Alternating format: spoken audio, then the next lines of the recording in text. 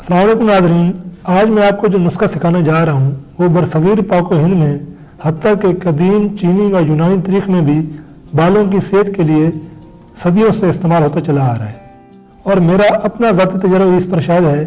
मैंने इस नुस्खा को जब भी इस्तेमाल करवाया 100% ही रिजल्ट पाया।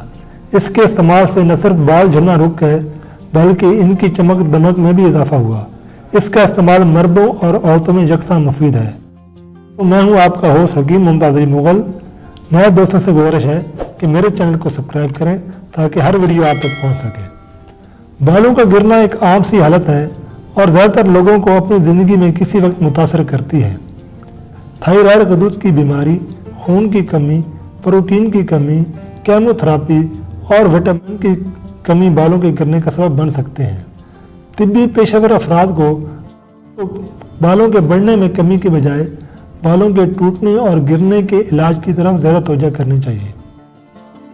बालों के झड़ने की रोकथाम में बालों की अच्छी हिफ्ज़ान सेहत, बाकायदगी से नहाना और अच्छी तग़ज़िया शामिल हैं। बालों के झड़ने के लिए तिब्बी सेहत की स्क्रीनिंग में खून के टेस्ट शामिल हो सकते हैं, जैसे CBC, आयरन की सतह, vitamin B, thyroid function test और खोपड़ी की बायोप्सी।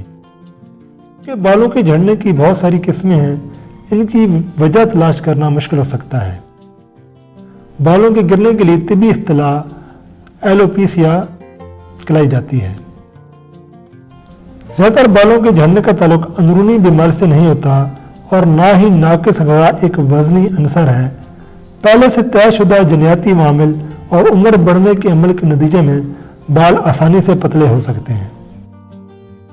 मर्द और ख़वातीन 30 से 40 साल की उम्र में अपने बालों के पतलेपन को देख सकते हैं।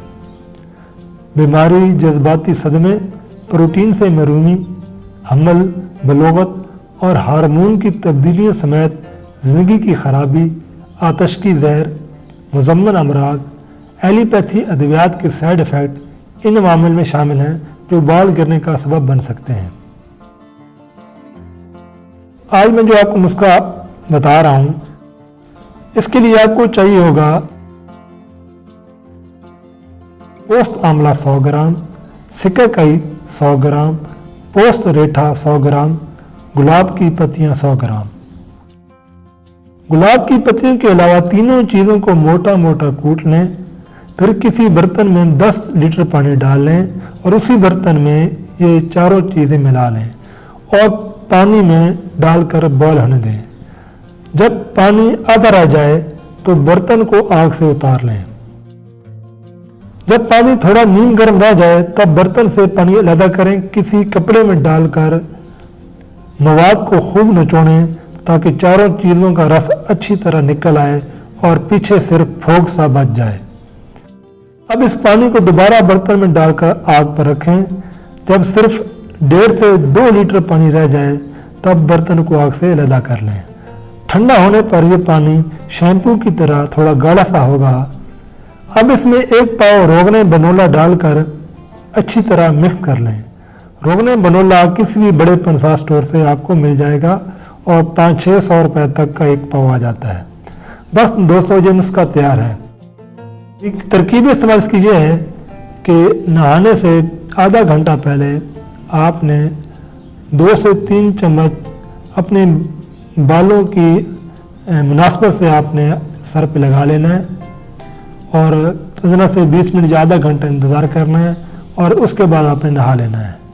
मेरा ये दावा है कि इसके इस्तेमाल से 7 दिन के अंदर ही अंदर बाल गिरना रुक जाते हैं और अगर आप इसको अपने इस्तेमाल में जारी रखते हैं तो बाल बढ़ना भी शुरू हो जाते हैं और बालों की चमक दमक में नुमायाँ इजाफा होता है। दोस्तों, इसको आप बनाएं, इस्तेमाल करें, इंशाल्लाह आपको ये ज़रूर फ़ायदा देगा। और अगली वीडियो तक अपने मेज़बान हकीम मुमताज़ अली मुग़ल को इजाज़त दीजिए।